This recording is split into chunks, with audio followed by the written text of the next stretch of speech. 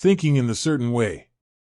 Turn back to chapter 6 and read again the story of the man who formed a mental image of his house, and you will get a fair idea of the initial step toward getting rich.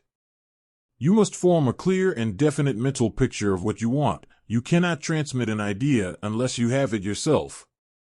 You must have it before you can give it, and many people fail to impress thinking substance because they have themselves only a vague and misty concept of the things they want to do, to have, or to become.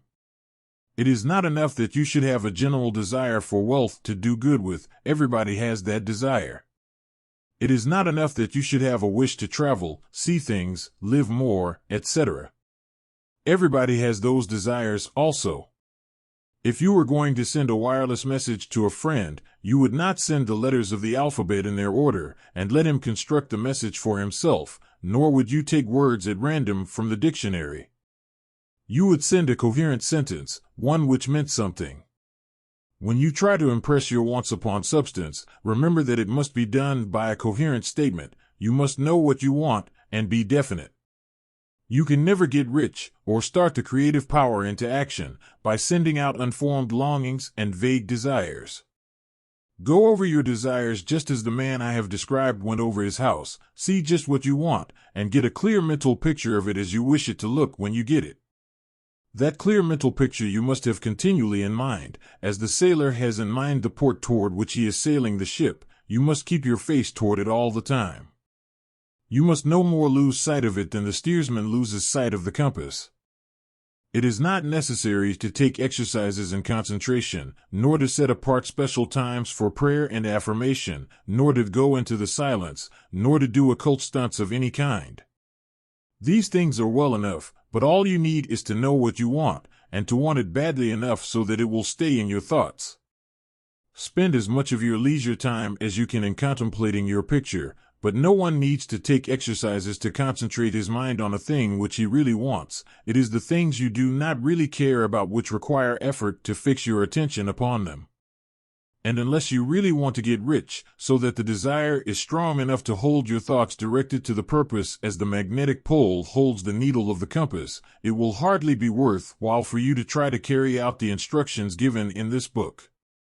The methods herein set forth are for people whose desire for riches is strong enough to overcome mental laziness and the love of ease, and make them work.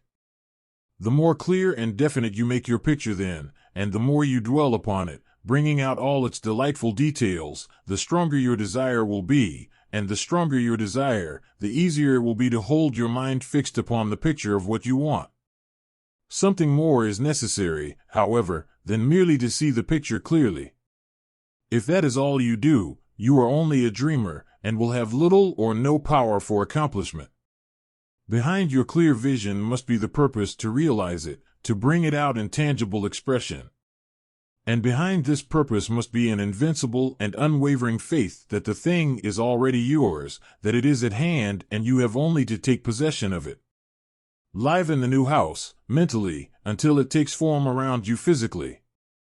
In the mental realm, enter at once into full enjoyment of the things you want. Whatsoever things ye ask for when ye pray, believe that ye receive them, and ye shall have them, said Jesus. See the things you want as if they were actually around you all the time. See yourself as owning and using them. Make use of them in imagination just as you will use them when they are your tangible possessions. Dwell upon your mental picture until it is clear and distinct, and then take the mental attitude of ownership toward everything in that picture. Take possession of it, in mind, in the full faith that it is actually yours. Hold to this mental ownership, do not waver for an instant in the faith that it is real. And remember what was said in a preceding chapter about gratitude, be as thankful for it all the time as you expect to be when it has taken form. The man who can sincerely thank God for the things which as yet he owns only in imagination has real faith. He will get rich, he will cause the creation of whatsoever he wants. You do not need to pray repeatedly for things you want. It is not necessary to tell God about it every day. Use not vain repetitions as the heathen do, Jesus said to his pupils, for your Father knoweth that ye have need of these things before ye ask him. Your part is to intelligently formulate your desire for the things which make for a larger life, and to get these desires arranged into a coherent whole, and then to impress this whole desire upon the formless substance, which has the power and the will to bring you what you want. You do not make this impression by repeating strings of words. You make it by holding the vision with unshakable purpose to attain it, and with steadfast faith that you do attain it. The answer to prayer is not according to your faith while you are talking, but according to your faith while you are working. You cannot impress the mind of God by having a special Sabbath day set apart to tell him what you want, and then forgetting him during the rest of the week. You cannot impress him by having special hours to go into your closet and pray, if you then dismiss the matter from your mind until the hour of prayer comes again. Oral prayer is well enough, and has its effect, especially upon yourself, and clarifying your vision and strengthening your faith, but it is not your oral petitions which get you what you want. In order to get rich, you do not need a sweet hour of prayer. You need to pray without ceasing. And by prayer I mean holding steadily to your vision, with the purpose to cause its creation into solid form, and the faith that you are doing so. Believe that ye receive them. The whole matter turns on receiving, once you have clearly formed your vision. When you have formed it, it is well to make an oral statement, addressing the Supreme in reverent prayer, and from that moment you must, in mind, receive what you ask for. Live in the new house, wear the fine clothes, ride in the automobile, go on the journey, and confidently plan for greater journeys. Think and speak of all the things you have asked for in terms of actual present ownership. Imagine an environment and a financial condition exactly as you want them, and live all the time in that imaginary environment and financial condition.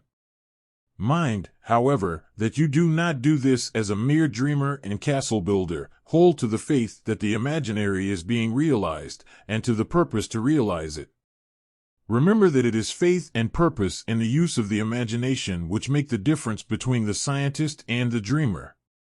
And having learned this fact, it is here that you must learn the proper use of the will.